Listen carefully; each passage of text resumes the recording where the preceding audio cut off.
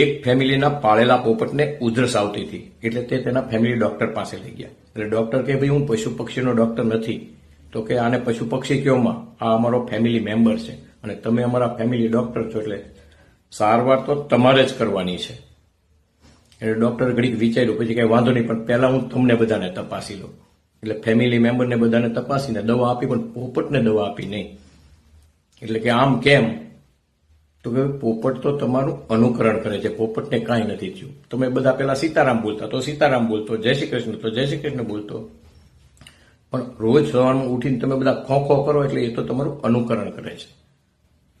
બોધ એ કે છોકરાઓને ભાવતા કોઈ વ્યસન કે એવી વસ્તુ ના કરવી કે તે કરવા તે પ્રેરાય, કારણ કે છોકરાઓ પણ પોપટ જેવા જ હોય છે.